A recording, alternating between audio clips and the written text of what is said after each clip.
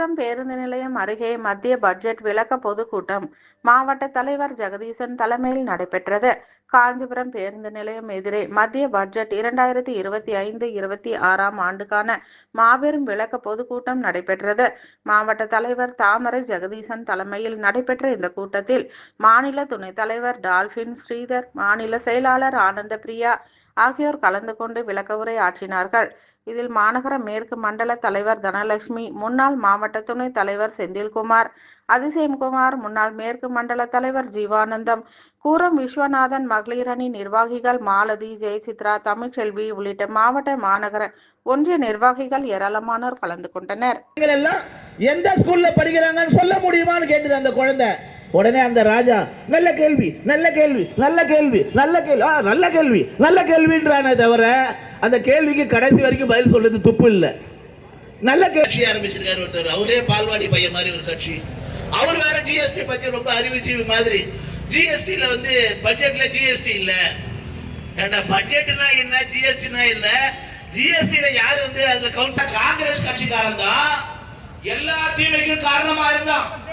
அது ஜல்லிக்கட்டு போராட்டம் யார் கொண்டு வந்தா ஜல்லிக்கட்டுக்கு தடை? நரேந்திர மோடி கிட்ட 30ஆம் தேதி மே மாசம் 2019 ஒரு அறிக்கை கொடுக்கிறாரு கஸ்தூரி ரங்கன்.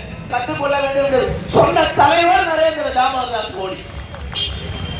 ஆனா அந்த அடிப்படை கூட அறிவு இல்லாம படிக்காம எங்கடா ஹிந்தி கம்பல்சரி போட்டிருக்கு.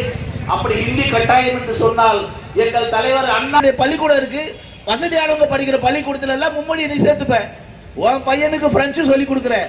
ஆனா ஏழையுடைய குழந்தைக்கு, ஒரு சாதாரண குடியானவன் அவன் குடும்பத்தில் இருக்க குழந்தைக்கு ஹிந்தியோ மற்ற மொழியோ கற்றுக் கொடுக்க. அதுல இன்னொரு சொல்றாரு, சின்னவர் ஒருத்தர் புதுசா இருக்காரு, அவருடைய வாரிசு 3வது கலைஞர் ஒருத்தர் இருக்காருல்ல, நாங்க 100 பேர் செத்து போனோம், ஆட்சி முக்கியம் இல்ல, இன உணர்வு மொழிதான் முக்கியம், நாங்க எல்லாத்துக்கும் தயாரா உயிரை கொடுப்போம். அதான் கேட்கறாங்க, யாரு உயிரை எடுக்க வேணாம், நீ முதல்ல உன் தலைமையை நீ. தமிழ்நாட்டுக்காக நான் மாண்புமிகு முதலமைச்சர், தமிழ்நாடு முதலமைச்சர் கேட்கிறேன், நீங்க ஒவ்வொரு வருஷமும் பட்ஜெட் போடுறீங்களே, எல்லா பட்ஜெட்லயும் அரியலூர் மாவட்டம், காஞ்சிபுரம் மாவட்டம், கன்னியாகுமரி மாவட்டத்துக்கு, கோயம்புத்தூர் மாவட்டத்துக்கு இவ்வளவு நிதி ஒதுக்குறேன்னு ஏதாவது ஒவ்வொரு மாவட்டத்துடைய பேர் ஒதுக்கிருக்கீங்களா? ஒவ்வொரு பட்ஜெட்லயும் போட்டிருக்கீங்களா? இது என்ன சிறுபிள்ளைத்தனமாக இருக்குது? அரசியல்ல தமிழ்நாட்டுக்கு எவ்வளவு நிதி கொடுத்திருக்காரு. நீங்க ஜிஎஸ்டில 18% 9% ஸ்டேட்டுக்கும் 9% மத்தியில, அந்த 9%லே 45 விழுக்காடு மீண்டும் மாநிலத்துக்கு கொடுக்கிறோம்.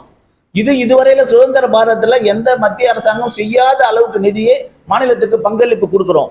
மாநிலத்துக்கான பங்களிப்பு நிதி வந்து இதுக்கு முன்னாடி 5,22,00,000 5,22,000 கோடி இருந்தது 2014. அது 5 மடங்கு ஆக்கி இப்ப 25,60,000 கோடி ரூபாய் மாநிலங்களுக்கான நிதி பகிர்வு கொடுக்கிறோம். இதெல்லாம் எதுல இருந்து வருது? 2வது, நேரடியாக மத்திய அரசினுடைய திட்டம் இருக்கு, 10 திட்டம், டாப் 10 இருக்கு. அதுல முக்கியமான விஷயம் 100 நாள் வேலை வாய்ப்பு திட்டம். நமக்கு எல்லாம் தெரியும், மகாத்மா காந்தி ஊரக வேலை வாய்ப்பு திட்டம். அதுக்கான நிதி யார் கொடுக்குறாங்க? அதுக்கான நிதி இந்த கடந்த 4-5 வருஷத்துல நம்ம அண்ணன் முத்துவேலர் கருணாநிதி ஸ்டாலின் வந்த பிறகு ஒவ்வொரு வருஷமும் அந்த 4 வருஷத்துல 100 நாள் வேலைக்கு 38,641 கோடி ஒதுக்கி இருக்கோம். அதே மாதிரி கிசான் இந்த விவசாயத்துக்கான 6,000 ரூபாய் சம்மான் நிதி, விவசாய கிசான் சம்மான் நிதி, அதுக்கு நாங்க 6,209 கோடி ரூபாய். அதே மாதிரி இப்ப நம்ம கல்விக்கு சமக்கிரக சிக்ஷா அதுக்கு கொடுத்துருக்காங்கன்னு சொல்லி அதுக்கு 5,830 கோடி ரூபாய். அது மாதிரி போஷன் அபியான், குழந்தைகளுக்கான ஊட்டச்சத்து உடலினை உறுதி செய்யன்னு சொல்றாரு முதலமைச்சர். அதே மாதிரி ஊட்டச்சத்து கொடுக்கறதுக்கு 2,796 கோடி ரூபாய்.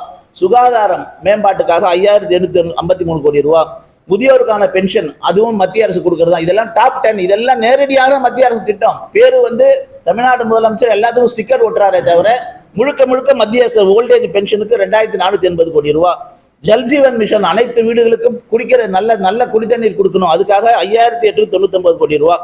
இது இல்லாம கிராமப்புறத்துல அனைத்து கிராமப்புறத்திலையும் பிரதான் மந்திரியுடைய ஆவாஸ் யோஜனா சொல்லி கிராமப்புறத்தினுடைய மோடி வீடு கட்டும் திட்டத்துக்காக 3,087 கோடி ரூபாய். கிட்டத்தட்ட இந்த 4 வருஷத்துல தமிழ்நாட்டுக்கு மட்டும் பேர் இருந்தும் பேரோட சேர்த்து எவ்வளவு ரூபாய் கொடுத்திருக்கோம்? பேரு இல்லாம 70,000 கோடி ரூபாய் கொடுத்திருக்கோம். இது இல்லாம சாலை கட்டமைப்பு போன வருஷம் மட்டுமே இப்ப நடந்து கொண்டு இருக்குது. இன்னைக்கு சராசரி இன்னைக்கு வேலை நடந்துட்டு இருக்கு. நேஷனல் ஹைவேஸ், தேசிய நெடுஞ்சாலை தமிழ்நாட்டுக்குள்ளார இன்னைக்கு 46,000 கோடி ரூபாய்க்கு வேலை நடந்து கொண்டு இருக்கிறது. இது வந்து மத்திய அரசினுடைய நேரடி பணம். இது யாருக்கு? தமிழ்நாடு இல்லாம வேற எங்க? இது இல்லாம தமிழ்நாட்டுக்காக துறைமுக மேம்பாடு, விமான நிலையம், இப்ப வேலூர்ல விமான நிலையம் வரப்போகுது, நெய்வேலியில விமான நிலையம் வரப்போகுது, தஞ்சாவூர்ல விமான நிலையம் வரப்போகுது, ஓசூர்ல விமான நிலையம் வரப்போகுது.